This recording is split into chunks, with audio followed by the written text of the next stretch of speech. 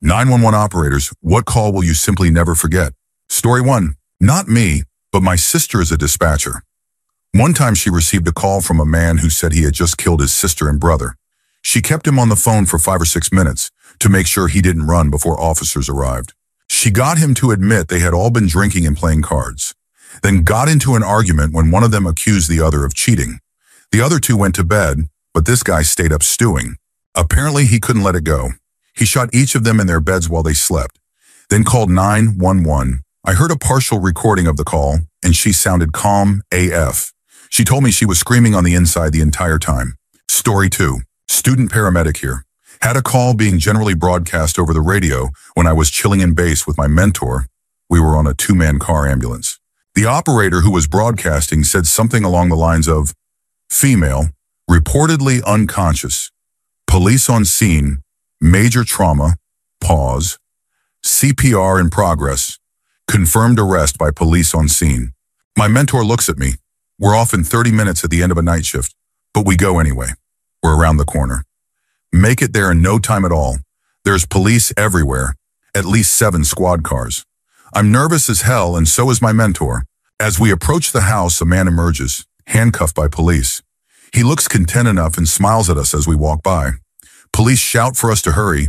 We run over with equipment to the front door and are met with one of the worst scenes I've ever seen and will always stay in my mind. There's a woman lying on the ground with the left side of her head caved in, blood absolutely all over the place, and brain matter scattered around the floor too. Police are doing CPR.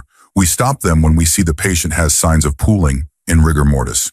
I'm literally sweating and on the verge of tears. This is not how I wanted my shift to end. Then we hear from behind us more police in the house and the sounds of children. 2 kids are escorted out of a bedroom behind us with their eyes covered, and one of them asks, "What's going on? Where's mommy?" My heart melted. I've never been exactly traumatized by a job, but those kids being shielded from what just happened to their mother will stick with me forever. I bring equipment back to the ambulance as my mentor starts to do paperwork, and we wait for someone to move the body. Social services arrive and take the kids, blissfully unaware of what's just happened. Was off 3 hours late after all the paperwork and interviews with police. Story 3. This actually happened a few days ago. I'm an ER tech, but one of our unit's secretaries, someone who transfers calls and does other important tasks that keep the place afloat, is an EMT in the next county over. I was waiting for a patient to return to their room, talking with her, when she looked down at her phone. She told me she has the dispatch app or whatever for ambulances and fire trucks, and every fire hall in the county had just received a call about a possible decomposing body. Apparently, the neighbor called about a terrible smell coming from the property. Hazmat was called and everything, expecting a dead human body. Once they broke into the house, they found that it wasn't a dead human, but 38 dogs in the house. 11 of the dogs were dead and in varying states of decomposition. The place is still pretty much under wraps, but 16 more dogs were found in the shed yesterday. The 2 people who own the house have since been arrested and charged with 51 counts of animal cruelty. All of the animals left alive were taken to the Humane Society, where half of the county has just about donated food or blankets. The whole thing is pretty messed up, but I now for sure respect the hell out of the EMTs and paramedics that walk through our doors every day. They really never know what they're going to see when they walk into a place. Story 4. I've been a 911 dispatcher for 11 years in a medium-sized center, population approximately 180,000. We have more than our share of crazy calls, but there are only a few calls that have stuck with me.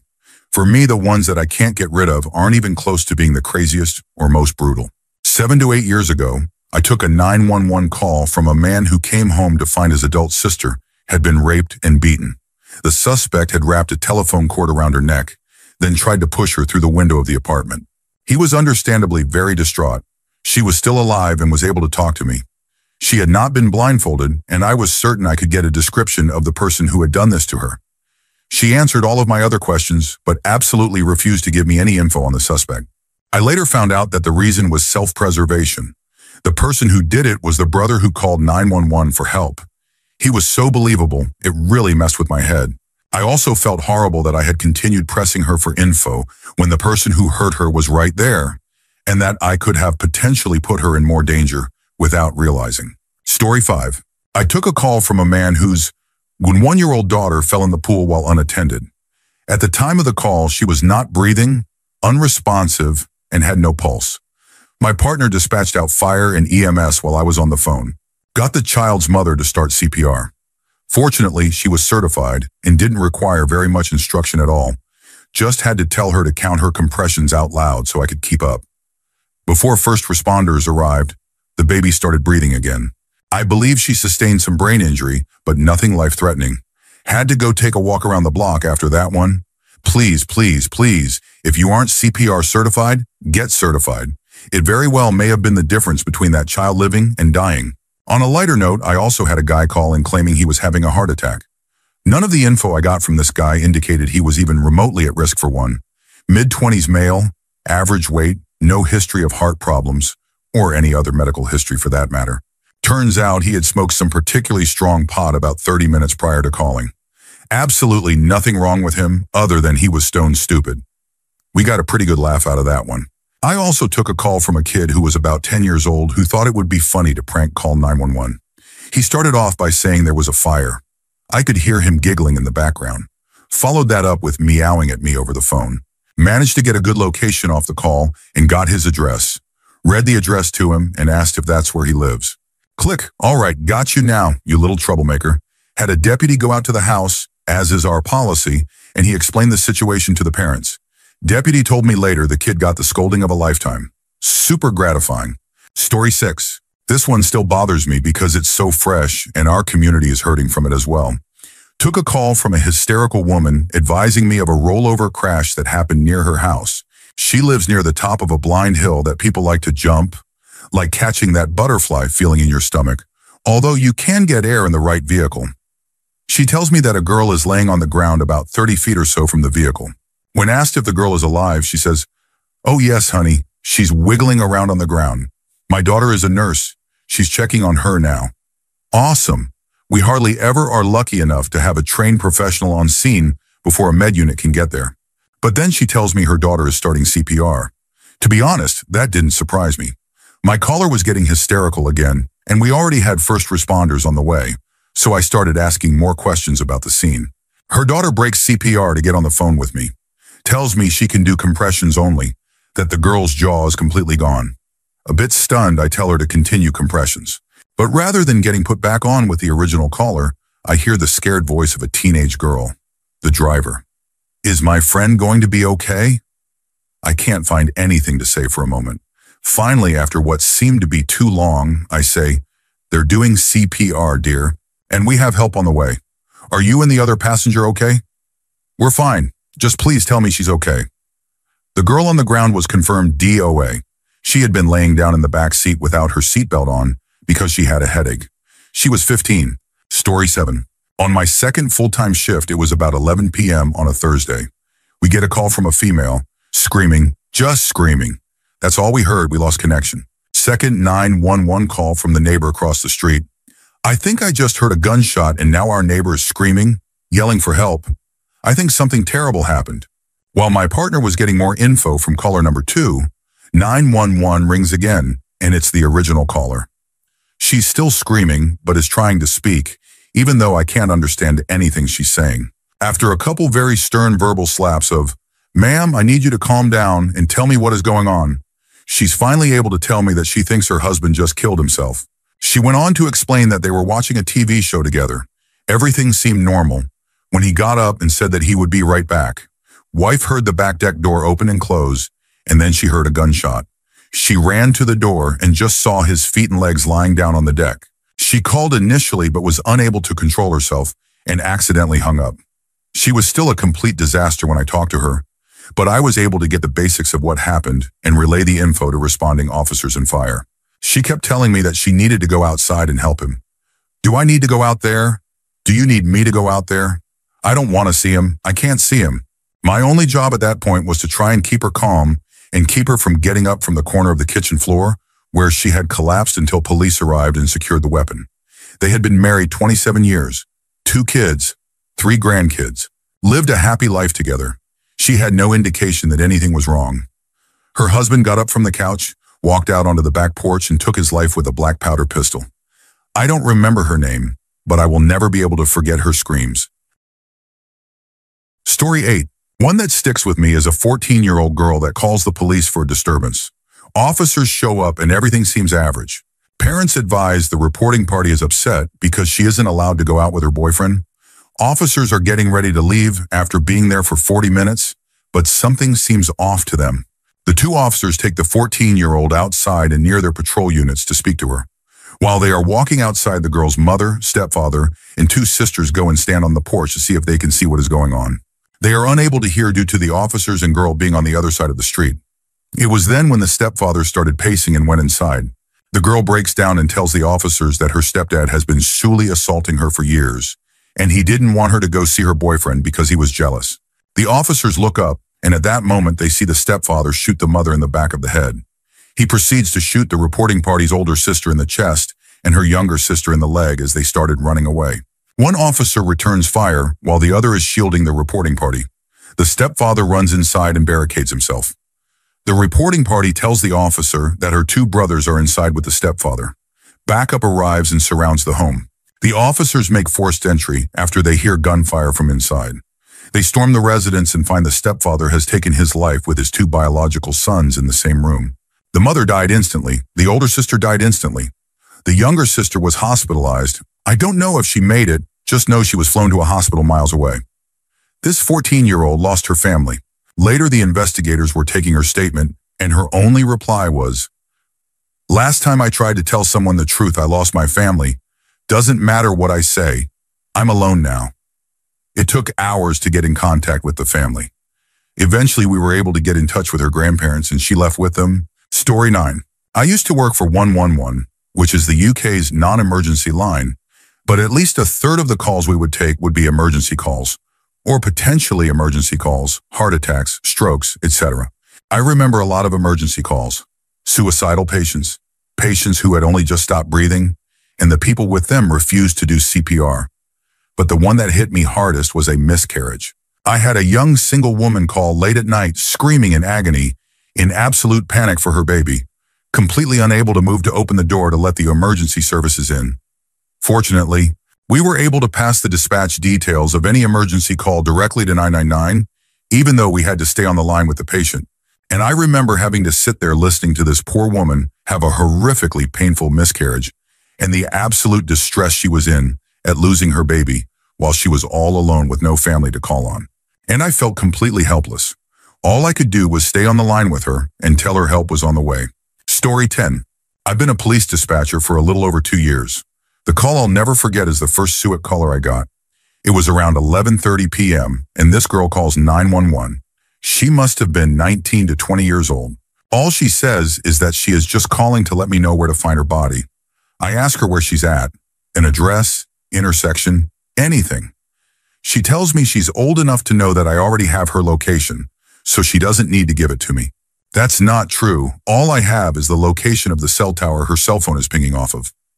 No way I can find her. I plead with her a bit, and she finally gives me an address. Then I ask her how she's planning to do it. I'm trying to keep her on the line as long as possible so she doesn't actually hurt herself, but she doesn't answer me anymore. I decide to get the paramedics on the line so we can get police and fire rolling to her location. While I'm connecting to the fire department, I hear this crash and a choking sound. I don't know what she did, but my heart drops. I'm thinking she hurt herself with me on the line. I give the address to FD, and I have PD on the way. I'm listening on the radio while I'm trying to get this girl to talk to me again, when I hear the officers ask to verify the address. They don't see a house there. Ugh, I finally get this girl to come back on the phone, and she's crying hysterically. I ask her what happened, and she tells me she was in the bathroom and tried to hang herself. She was too heavy, and the shower curtain bar bent. I'm a bit relieved because she's not dead, but she's still in danger. I ask her to give me the address again, and even though she's on the same street, her address is further south. Now I have to get officers and EMS that are closer to go. I start talking to her, and so far, so good. Officers get there, but they can't find her. I'm freaking out because I'm thinking she gave me the wrong address again, and she stops talking to me again. Just an open line. I don't know what to do. Silence. I attempt hanging up and calling her. No answer. I'm thinking I messed up. I ask my supervisor if there's anything else I can do, and they reassure me and tell me I did all I could. I listen to the police radio for a bit and see that the officers managed to get into the house and found the girl, and she was being transported to the hospital. It was a huge weight off my shoulders. I took a break for a few minutes to collect my thoughts and went back to answering more calls. We were busy. Story 11. There are a few I'll remember for a long time. One was a guy who, while riding his bike, saw a father running after his grown-up son. He was yelling, "Stop him! He wants to hurt himself. He wants to jump in front of a train." When the guy was calling, he was running after the two near the train tracks. I quickly sent their location to dispatch and stayed on the phone. The guy asked if he could tackle the son if he had the chance, so I told him he could do what he deemed fit, but should always think of his own safety. However, he then started yelling the train was there, and I could hear it in the background. He started cussing and screaming, and I immediately knew the son had in fact jumped in front of the train. He died instantly. It was horrible for everyone involved. The guy immediately started blaming himself for not being able to stop it. After all that, I took a short break outside and then continued work with less empathy for people calling for whatever their neighbor did. Story 12. Not me, but my mother's been a 911 operator for the past 15 plus years or so, and I'm sure me and my siblings have heard about this one call on multiple occasions when we were younger. A teenage girl, young woman, had been kidnapped. The classic bait and switch, an older woman buying her drinks at a bar, being friendly, bending the rules. Ends up drugging her and handing her off to this guy who takes her back to his basement and assaults her. So trapped in a basement with a guy and a knife. He had fallen asleep, and the girl manages to find or get a phone and call 911. My mother answers and essentially walks this girl through getting help, from peeking out the basement windows and trying to find a street sign or anything helpful. It comes down to my mother and a few other dispatchers guiding police cars, lights blaring through the general area until the girl could see them and the officers could find her exact location. Safe and sound. After that, my mother got recognized at work for the effort, and she got a piece of paper commemorating the excellent work. So the adult version of an honor roll. Happened back in early 2000s Chicago. Story 13. Around 7 a.m., a male calls and says his wife is non-responsive, difficulty breathing, after her night shift at Waffle House. I dispatch in northern Kentucky, so an opioid overdose is suspected and probable. The caller was defensive and didn't want to answer questions, and I heard him talking to his young daughter in the background. The squad got there, confirmed overdose, 2 doses of Narcan revived her, and they transported her to the hospital. Basically, the most normal and best outcome overdose call I would deal with. Around 1 p.m. the same day, I get a 911 call from a very scared, but as calm as can be, young girl. I answered the phone. "Where is your emergency?" To which she answered, "Daddy did what Mommy did." I didn't get it at first. I had probably taken 3 to 4 more overdoses that morning, so it didn't click. She told me he was breathing a little, but couldn't tell me her address. I couldn't send anyone to her without knowing where she was. I remembered my trainer saying something about getting a license plate from outside if a child, maybe a diabetic patient, calls and is not able to give an accurate address. Got the plate, got the registered owner's address, and then it clicked. This child had to witness both of her parents overdosing at the age of about 7.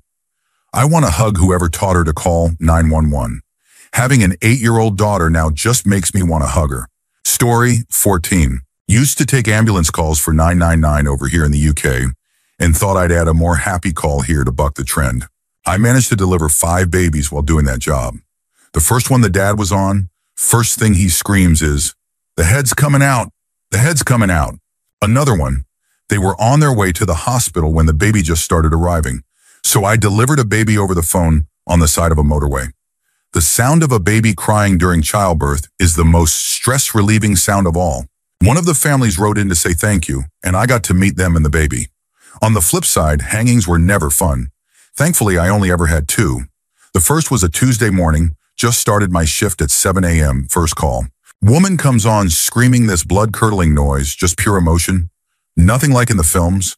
Turns out her husband had hung himself in their bedroom with the kids still in the house. So she was trying to keep the kids out while getting an ambulance. The other was a man who called ever so calmly to say his daughter had hung herself. I didn't understand why he was so calm and measured. Then he said at the end he was a police officer, so had seen this before. Poor guy. I still think about those 2 callers. Story 15. Let me preface this by stating I was the shift supervisor at the time and was only supposed to answer overflow calls, as it was my responsibility to make sure the other 14 Dispatchers, call takers, were doing their job. I take an overflow call on July 4th around 9 p.m., figuring it was just another fireworks complaint or something easy, as that's what most calls on 4th of July are. I speak with an elderly lady who tells me her house is on fire and she is trapped on the 3rd floor. So already my heart is in my throat, trying to remain calm so I can try and calm this person down as much as possible. This is where having a wonderful partner really came in handy. My partner, who was the other shift supervisor, instantly took control over the dispatch operations. Once the rest of the room caught wind, I was on a hot call. They quieted down so my partner and I could communicate. In the meantime, while he is getting the fire service dispatched, I am doing everything in my power to make sure the lady keeps talking to me. I ascertained as many details about the room and how to get there as I could. Had her try to open the window, because at this point the room is filling with smoke. The few minutes it took the fire department to get there felt like an eternity. It really felt like time stopped. Once the fire department arrived, they pull up and find the house is only 2 stories tall, even though the lady said she was on the 3rd floor. Here it turns out at street level it's only 2 stories, but looking at the back of the house it's 3 stories due to the slope. As the fire department begins making entry, the woman collapses.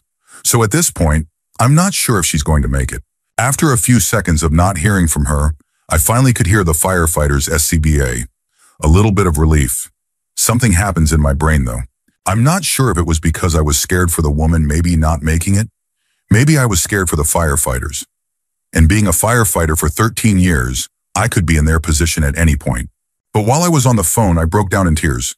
In the 8 years of doing 911, this was the call that broke me mentally. The firefighters were able to rescue her. She lived and is still living despite 70% 3rd-degree burns. As successful as the outcome was, it messed with my brain for a while. I've dealt with a lot of death, murder, and trauma in my time, but this was the one that got to me. I continued to do 911 for a few months after that, but I'm not sure if it was depression or PTSD or some other kind of issue. I ended up resigning. It was to the point when I was home, I really wasn't home. It was affecting my relationship. Only recently have I made appointments to go get professional help. For any other emergency responders or anyone, for that matter, thank you for all you do. But seriously, if you're not feeling okay, get some help. It's not something to keep putting off. Story 16. Not an operator myself, and this happened in the UK. My sister had mental health issues since about 11. As a regular self-harmer, in November 2018, she cut a vein in her arm and rang for an ambulance or paramedic assistance. However, due to her mental instability and drug alcohol abuse that night, she was on the phone to the emergency services operator for 45 minutes. The operator was trying to assess the situation and get information, such as my sister's address. From my sister's point of view, the operator wasn't helping her, so my sister turned abusive towards the operator. However, due to my sister's mental state at the time, she was switching between being abusive and crying, begging for help. The operator failed to get the correct information in time. After an hour, an ambulance was finally sent to my sister's flat, but she was pronounced dead at the scene. Me and my family aren't holding the operator responsible at all. My mother has written a letter to the operator to explain the situation from our side. I heard the operator was pregnant at the time and was very traumatized by these events and took an extended leave of absence before her maternity leave. I've also been told she may never return to the job because of these events. Me and the family have been told not to listen to the call as it is very traumatizing. Definitely something the operator or our family will never forget. Story 17. I used to take 911 calls for my county in Maine, and then I dispatched for the largest town in the county. I know a lot of the people at the 911 call center very well, so if there was a call they sent over to me for dispatch that was interesting, was weird, hard, they'd message me on our system asking about it. 2 calls in my time there stand out quite a bit. When I was working the 911 side of things, about a week into call taking, so I had a trainer right there with me, I got a call from one of our rural towns. Most of the towns are fairly rural. It was a 9 to 10-year-old boy telling me that his mom was in the front seat of her truck and that she wasn't breathing and wouldn't wake up. I had to walk him through dragging his mom out of the seat and onto the ground so he could start CPR. Because of where he was located, it took about 15 minutes for the first EMT to get there. We found out later that she had overdosed on Hero about 12 hours before that call, and her legs wouldn't flatten out, but stayed in a seated position. The other one was when I was dispatching. The guy called 911, gave his address and phone number, and confirmed them both. When asked for his name, he simply said that he didn't want to be found by his family and hung the phone up. One of the guys I knew at the call center let me know all this and said he had a really bad feeling about it. I sent 2 officers because I did as well. The officers arrived about 4 to 5 minutes after the initial call came in, and he had already taken his own life. The worst part of this was his mom, mother-in-law, brothers, and wife called in every 20 to 30 minutes asking for updates because he had made a Facebook post with a link to a website he had created as his note. I wasn't able to tell them anything more than, "Officers are there and will contact you shortly." The website, copied and pasted into Word, had 15 to 20 pages worth of writing, mostly to his young son about how he was better off without him in his life and how it was better that he was gone. Story 18. Not a 911 operator, but was an EMT in an urbanish area for a few years. The call in question was super straightforward. Dude was mid to late 60s, went out into the woods behind his house, and then took his own life. It was my first month on the job and my first time encountering something like that. I remember thinking it was kind of odd because he was pretty far back in the woods and laid out a tarp underneath him before he did it. And then we went into the house before we left to talk to the other officer on scene, and everything in the whole house was packed up and in boxes. The officer showed us a note where the guy talked about how much it hurt him when his wife passed, how he didn't have any other family. And then there was a long apology for doing it. He said he packed everything into boxes, cleaned the house, and laid out the tarp to be as considerate as possible of whoever ended up being stuck dealing with his estate. He didn't want to be a burden, but just couldn't do it anymore. I can't even really articulate what it is about this that stuck with me. Maybe the lengths he went to. I don't know. But every now and then I think of him and it just makes my heart sad. Story 19. I'll tell 2 since mine isn't particularly scary. Mine is being an operator for ADT. I got a burglary alarm ring and called in. It was a little girl about 13 years old. She gave the correct password and said the alarm was legitimate. She was hiding in her bedroom closet, whispering, and said the intruder was definitely still in the house. I had someone transfer over so they could stay on the line with her while I called the cops. Their operator got on, I explained the situation. She called in officers and then was able to transfer into the phone call so she could stay on the line with the girl until the cops arrived. By the time they did, the burglar was gone, so nothing terrible happened except for the shattering of a young girl's feeling of security. The second one was told to me by our trainer at ADT. I don't know all of the details that led up to what happened, but he had gotten a burglary alarm at a business and called in on it. The man who answered gave the correct password and was talking, and as my trainer and he were talking, the man on the line had his throat slit. Not sure about the aftermath, but hearing my trainer talk about that before I got on the phones made me a bit more reluctant to do the job. Story 20. Transfer from primary agency for a medical, infant, possibly not breathing, washed unconscious. Patient's mother states foam and blood coming from baby's mouth. Mother won't stop yelling, not screaming, just being loud, except when she says, "Fuck," real angry. That baby is dead. Have to speak to her sharply to get her to answer me, as she's gone off on a rambling story about how she woke up from a nap and the baby was dead with blood coming from its mouth. Am instantly suspicious because she doesn't sound scared or concerned or even truly angry, just irritated. Am trying to get her to initiate CPR as she hasn't stated baby is both cold and stiff. So per protocol, I have to badger people in that scenario to start compressions. Mother refuses. I attempt to switch to guilt. So you're refusing to help? Is an effective question to throw at people who are squeamish about compressions. At no point has she expressed sadness or anything.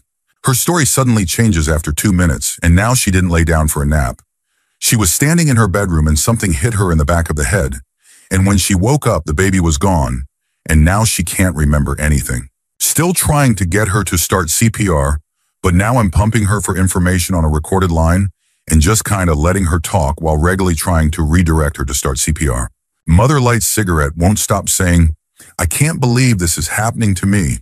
Sounds like super entitled people sound when they want to talk to a manager. See her all over the news for having killed her baby the next day. Call out for 2 nights because I can't get her voice out of my head. When she changed her story, I could hear her smiling. Just the tone of her voice was her congratulating herself on coming up with a foolproof story. At one point, she even said, "Yeah," to herself, like she was convincing herself. And I never want to listen to someone develop their lie that they intend to use to cover for killing their 2-week-old ever again. Story 21. I made a call I will never forget, and I wish I could let the dispatcher know I made it. I had a sore throat for 2 days and woke up in the middle of the night because my throat had closed entirely and I couldn't breathe. I ran to the sink, forced a glass of water down my throat, and got maybe 20% of my airway back. I had to shout as hard as I could to get the air out faster so I could start breathing in more again and not pass out. I called 911 and it took them 8 minutes to get to my apartment.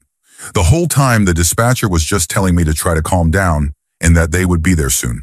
I remember begging for her to hurry, knowing it wouldn't matter what I said or did. There wasn't anything more I could do. I remember the subdued but present fear in her voice as she was just trying to coach me through it, knowing that there wasn't anything more she could do either. I lasted barely long enough for the EMTs to get into my apartment and emergency intubate me, shove a lubricated plastic tube down my throat. I ended up in and out of a 9-day medically induced coma, almost dying from pneumonia as one of my lungs filled with fluid. The recovery has taken a long time, and the ordeal was way more difficult than it sounds just from this. It's amazing to me to realize that this little 8-minute conversation was a prelude to such a monumental experience in my life. I wish I could thank her. She did a good job. Story 22. I will never forget this call because of how calm the caller was. I got this one last summer. I had just sat down when a woman called in, calmly stating she was at a cottage with her fiancé on a lake in cottage country in my province. She was relaxing on a lawn chair on her dock when she looked across the bay and saw a man casually walk out holding a human head, proceeded to swim around in the lake with it, screaming that he was free. I remember feeling absolutely horrible because I had to tell her that she couldn't go inside or look away because I needed to know exactly where the man was for officer safety reasons. Turns out the kid had harmed his own father with a machete and removed his heart. The more senior operators even told me they felt sorry for me and that they had never seen anything like that. Another call I won't forget is a girl who was killed in a crash when she, her cousin, and her sister were driving home from a party. They hit a tree and her sister called in. She said specifically there were 2 of us and 1 body. When I asked how she knew her sister was gone, she simply stated, she doesn't have a head anymore. For some reason, the hysterical callers never really stuck.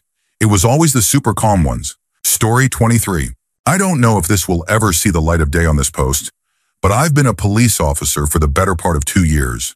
In my short tenure, I have had the great pleasure of saving a few lives, including a 2-year-old who was purple and at the bottom of a pool when I arrived on scene. She lived, and oddly enough, I went to school with the parents of this child. However, that is unfortunately not my most memorable call. It has to be a tie between 2 of the more gruesome scenes I have ever had to handle. The first was in a parent's Suic. We were just clearing the station, and the call goes out that this man had just taken his own life in the bathroom while his wife was in the shower. Sure enough, the whole squad and I show up, and out this lady runs holding a 2-year-old baby, screaming in horror, crying and begging for us to save him. However, there wasn't much left to save. Single incident to the head and a traumatic scene. As I entered the room and smelled the iron in the air, I verified with rescue that he was gone and proceeded to comfort the wife. The lady sobbed on my shoulder for 10 minutes, asking me why, asking me how, asking me what was it that she did. To this day, I can't shake the feeling I get when I pass that neighborhood. My second story is quite simple and short. After working a scene for a shooting, I get sent on a welfare check. I work in a rural area. However, our county stretches wide, and I end up west into a large swampland. The area is primarily inhabited by migrant workers and people who just prefer simpler living away from society. Essentially, I arrive at this shanty town of 3 to 4 makeshift trailers with racked-on porches. I wouldn't call the living conditions fit for an animal, truth be told. My reporting person was a 45-year-old male who hadn't heard from his 75-year-old father in 2 weeks. Upon my arrival, I could smell the smell. If you work in this line of work, you know what I'm talking about. It's the one where your skin crawls and you are already thinking, I'm going to need to grab the tape. I don't do just that yet. I make my way to the trailer where the smell is becoming more rancid. Upon the doorsteps to the porch lay the remains of a kitten, skeletal and partially intact, yet to be picked off by vermin. I approach the trailer door, and from the bottom of the door I can see the spill. For those of you who don't know, once the human body sits for too long, it essentially liquefies. This man was so far gone that his spill had been seeping out. I have fire rescue break the door down, and sure enough, right off the bedside is the father. Long gone, essentially decomposed after having sat inside of a trailer for at least a week and a half in southern Florida heat and humidity in the summertime. It is the sight of a human body, so decayed and so far gone, that I will never forget. Unfortunately for me, I am used to the smell, so whereas my partner couldn't get past the kitten, I was left to do the actual police work and inspect the body for signs of trauma. Believe it or not, it's rather hard to do that when you have a body so muddy and face sunken in that you can't even identify the deceased. I will never forget that day. I will never forget what I saw. And I will never stop wondering how that kitten died on that porch. Story 24. There are so many I'll never forget as long as I live. But there are two that stand out. The first was one of the very first 911 calls I ever took as a dispatcher on my own. It was right at the beginning of the shift. I got a call from a woman who was screaming and crying hysterically. Thank God she called from a landline, or I doubt I'd have ever gotten an address out of her. It turns out she'd woken up that morning and saw the light was on in the garage. This was unusual because her husband always turns it off when he leaves for work, so she goes to investigate. When she gets to the garage, she finds him lying there with a self-inflicted gunshot wound to the chest. This is where I tried getting her to control the bleeding since she said he was still breathing. But the whole time she was just screaming and begging him not to leave her and the kids, asking him how he could do this to her. Her screams and pleading cries are something I can still hear clear as day, and it's been almost a decade. Unfortunately, there was nothing we could do even though we made it on scene within 6 minutes from the start of the call. The second has a happier ending. It was the wee hours of the morning when the call came in. It was a woman who was frantic and hysterical. Her 6-month-old infant was unconscious, not breathing, and had turned blue. I got the call entered, then started trying to walk her through infant CPR. I had to speak a little more forcefully than normal to get her attention and break through the hysterics to get her to listen to me. But finally she did and started CPR. I kept pace for her and kept encouraging her until responders got on scene and took over. They were able to get a pulse back, and by the time they got to the hospital, the infant was breathing on its own again. I will always remember that one, because even if I never have another successful CPR call, at least it made a difference once when it really counted. Story 25. I'm no operator, but I know of a good one that no one in my family will ever forget. My cousin has fetal alcohol syndrome and paranoid schizophrenia. At this time, she was about 22, and Justin Bieber was first rising to stardom. That's important for later. My aunt never knew how to properly care for my cousin, and as a result, she was left largely untreated. My aunt put her in a small apartment in a bad part of town, and my cousin started getting in trouble with the authorities. A lot. She didn't know how to take care of herself and would break the law without even realizing it. Stealing, public nudity, touching or threatening people. And since police don't know how to handle someone like her, she'd get scared and fight back. Lots of arrests for assaulting an officer. Her apartment was also regularly burgled since people started figuring out that she didn't lock her doors. And if they stole her TV, a new one would magically appear, courtesy of my aunt, to steal again. My cousin never called these in, however. One day my aunt is contacted by the police regarding my cousin, and we're all assuming it's the usual. But they say she reported breaking and entering, as well as burglary and kidnapping. We were all very confused. Then they asked if we knew anyone who went by the name Justin Bieber. Here's what happened. My cousin had a severe schizophrenic episode in which she hallucinated that she not only had a baby, but that Justin Bieber, yes, that Justin Bieber, had broken into her house to steal said baby. So she called it in. The police came and found her apartment had actually been burgled, so they started investigating. Never found the guy who actually stole her stuff, but the police quickly established that a baby was not among the stolen property and that the Biebs was on tour and could not possibly have done the deed. Story 26. It was one of my first calls too. Had a young girl call to say that she was about to run away because she was being encouraged into an arranged marriage and she felt she couldn't say no to her family. She asked that when she runs away, we don't look for her.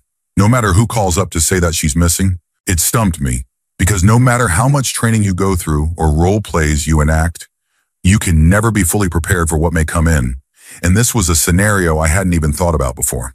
Managed to calm the girl down and go over the differences between an arranged marriage and a forced marriage, the latter being illegal with protections available.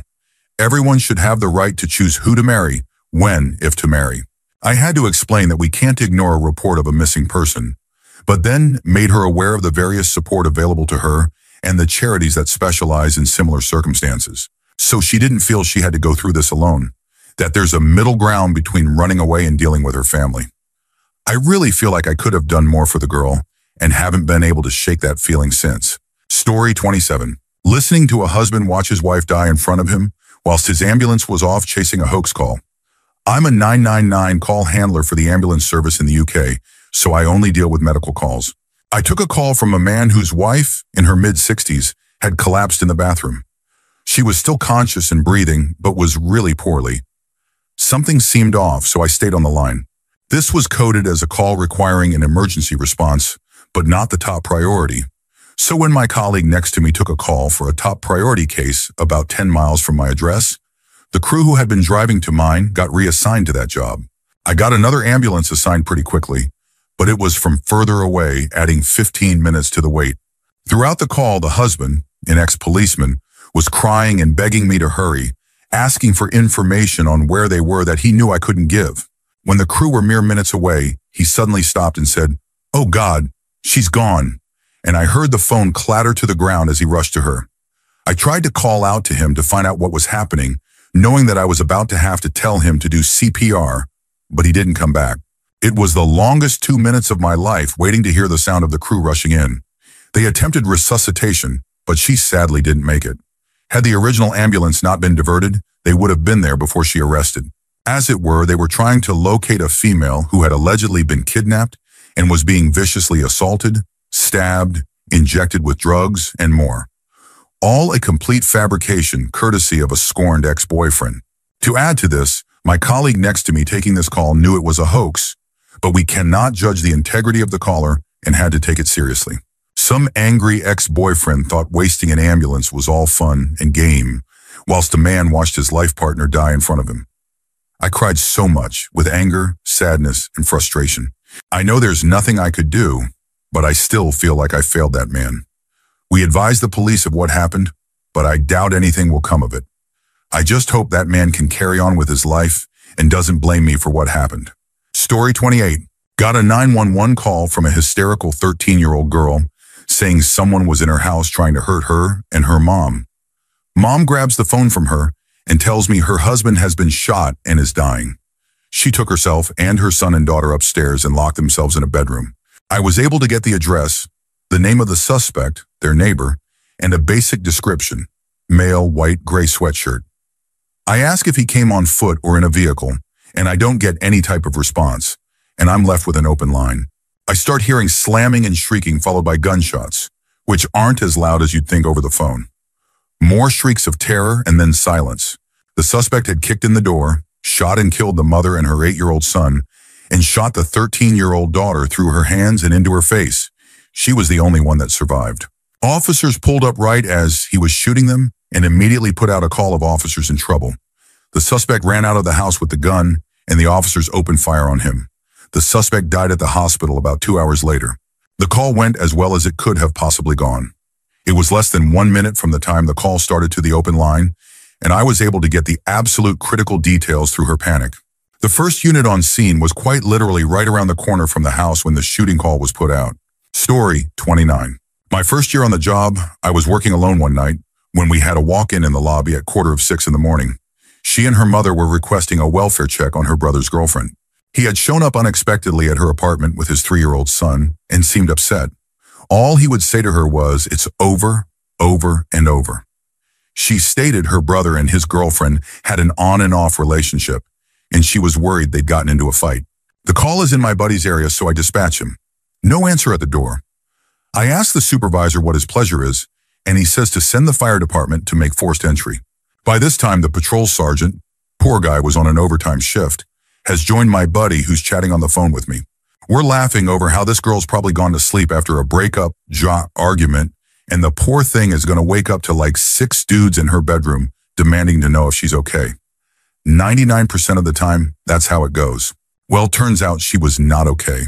The boyfriend had strangled her to death in front of their kid, then dropped the kid off with his sister and mom and fled to California. They caught him there about a year later. But we all wound up staying very, very late that day. I had to give a written and verbal statement to state police, and later had to testify in front of a grand jury. The whole thing was pretty intense, especially for how relatively new I was. LOL. Story 30. I was a dispatcher for about 4 years in a rural county. The worst call I got was a hunting accident. A guy took his 6-year-old son out hunting with him and gave the kid a loaded rifle to carry with him. The kid, while trying to get through tamarack bushes, grabbed the weapon by the barrel and dragged it behind him. The weapon got caught on a branch and discharged into the kid's head. The father called 911, got me, and didn't know where he was at, as he wasn't familiar with the area and it wasn't his land. All he could tell me was that they had passed a lake or pond on a dirt road.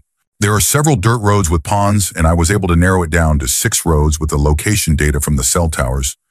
This was the early 2000s and triangulation in rural areas wasn't great. No idea how much better it is now. And his information. I dispatched every deputy I had on duty, all 2 of them, the 1 city cop I had on duty, and both our ambulances and fire trucks to the areas. State Patrol also assisted with the search. It took us over 20 minutes to find them, and the whole time the father wept uncontrollably, screaming, "Please don't be gone," over and over again through the instructions I gave him from the flip chart to check vitals, try to stop the bleeding, etc. My instructions only lasted about 5 minutes, and I had given him all the info I was trained to give.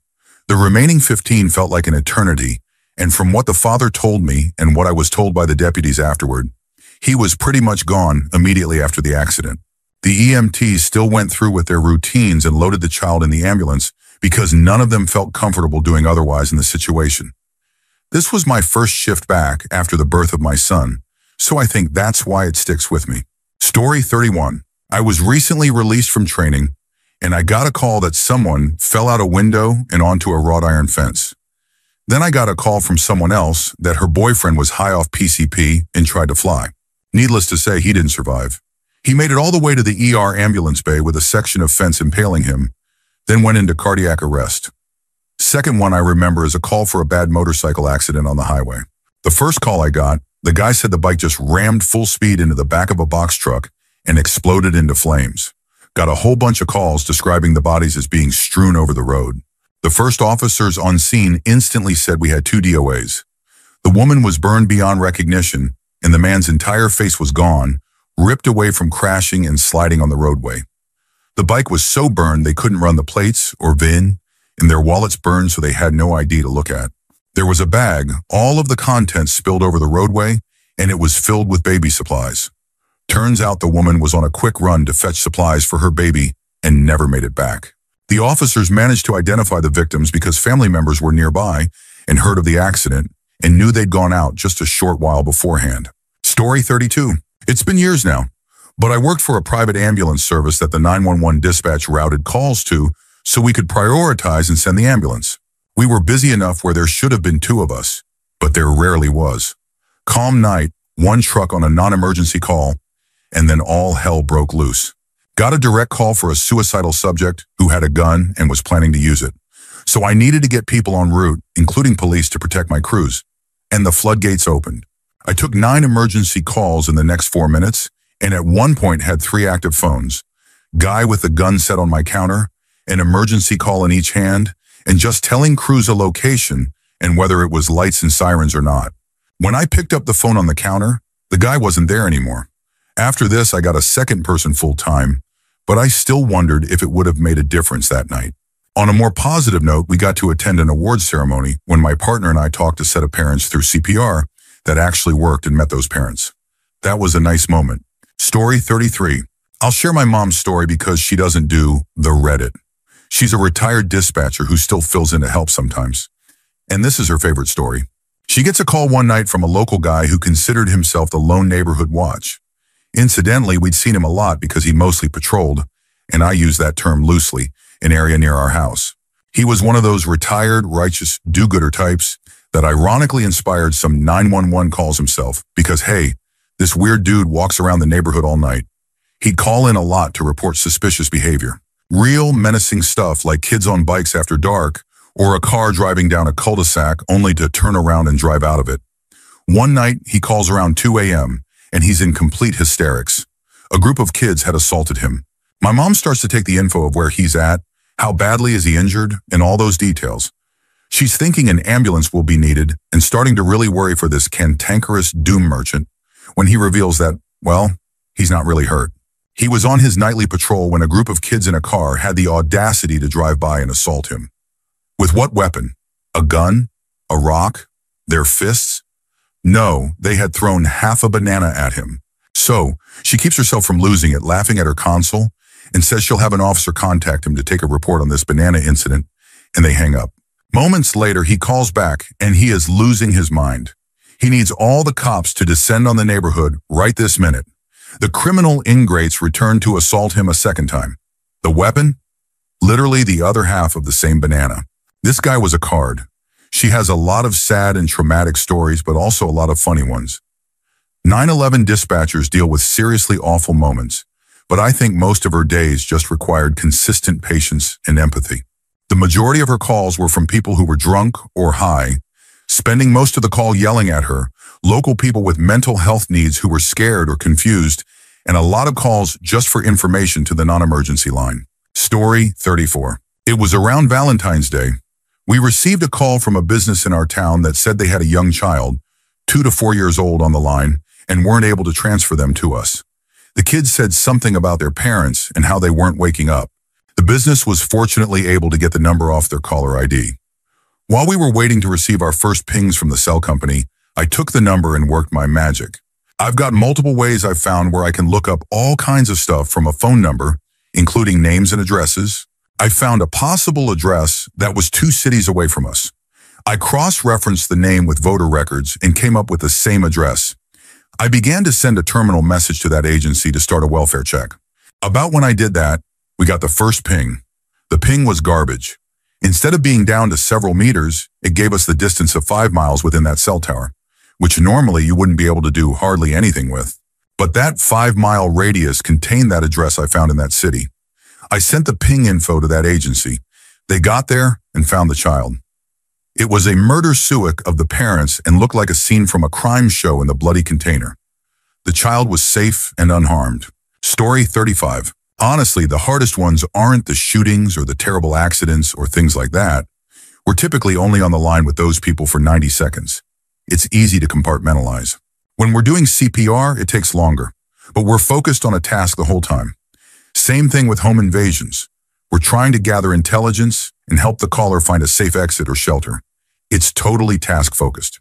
The hardest calls are the suicidal callers. There's some basic info gathering we have to do, but after that, our job is to keep them talking, and that invariably means making some form of connection. It's a little different than suicide hotlines because we handle the cases where they have a specific plan or means to end their life. They're the ones that stick with you because there's no pro QA or script that you can pass the blame off to if you fail. You're just left asking, maybe if I had asked them different questions or phrased things a different way. There's one in particular that stuck with me. I think about him all the time. Mike was a successful local businessman who was caught in a sting around 2 years before I first talked to him. The story was published in the local papers. All his clients left him, and his wife divorced him. When I talked to him, he was living out of a motel because he lost his home, and he was having a hard time finding an apartment because he was now a registered offender without a stable income. He was 53 and didn't really have any hope of starting a new career. He was a gentle guy, super articulate. I just remember him asking me what he had left to live for. Honestly, if you were in my shoes, would you want to keep going? And all I could give him was platitudes because honestly, my answer would have been no. I talked to Mike 3 times over the course of about a month. No idea if he went through with it or not, but I still think about him all the time. Doesn't help that he was the exact same age my dad was when he passed, and even kind of sounded like him. Story 36. House explosion under fire with 2 trapped in the basement and 3 ejected from the building. When we arrived on scene, we were greeted with a house completely engulfed in flames and police firefighters everywhere. When we got out of the truck, a police officer was yelling at us while holding a man saying, "This is your patient." Our patient was a man covered in approximately 15% superficial burns, 50% partial thickness burns, and 10% full thickness burns. He didn't have an ounce of hair left on him, and the skin from his back began flaking off in black strips. We transported him to the hospital, and he was flown to a burn center. I'm unsure what became of him, but I won't forget him or the amount of pain he was in. Now, what about the other two ejected from the building? We were the first on scene, and we didn't see them. Our view was blocked by a fire engine, and on the other side was a 4-year-old boy and his mother. We got tunnel vision and just went with the nearest patient. Luckily, another crew arrived less than 5 minutes after we did, and they took both mother and child. After the event, I ignored going to group counseling and thought I was fine. Then I started getting nightmares a few weeks later. Thankfully, I have a wonderful wife that I can talk to about these things and work through my issues. Story 37. A few will stick with me forever. The most heart-wrenching one was an elderly man who called 911 and said he needed an ambulance. He calmly gave his address, then said he had harmed his wife and that he would be in the backyard when help arrived. I tried to get more information from him, but he just hung up. The ambulance got there and found him and his wife deceased in the backyard. It turns out she had a terminal illness and didn't want to suffer anymore. She asked him to help her. He couldn't live without her or with the decision they made, so he took his own life. On a happier note, one call I'll never forget was a mother in labor. It was a healthy, normal pregnancy. I helped the dad coach mom through the labor, then eventually coach dad through delivering his own child. I can still hear that first cry like it happened yesterday. As soon as the baby cried out, the ambulance crew walked through their front door. Dad was crying and thanking me for helping. All I could say was, "You're so very welcome. Congratulations, Dad." Also, on a somewhat happy note, this call is the one I'm most proud of. I had a mom call 911 for her teenage son because he was not breathing. He had some sort of rare form of vocal cord dysfunction, where his vocal cords tightened so much that he couldn't take a breath in. 911 dispatchers have guide cards to help with common ailments. The card for someone who is not breathing instructs you to give CPR. The boy was still conscious, but he just couldn't take in a breath. So CPR would have been pointless, and just giving rescue breaths would have possibly torn his vocal cords, or more likely, would have been completely ineffective. I had to think back to my voice lessons as a child. Raising the chin lengthens the vocal cords. I told Mom to have the boy raise his chin. He raised his chin, and I heard a huge gasp of air. It had worked. Then Mom says excitedly, "He took a breath." Oh my God, he took a breath. But now he can't exhale. If raising the chin lengthens the cords, then lowering it must loosen them, right?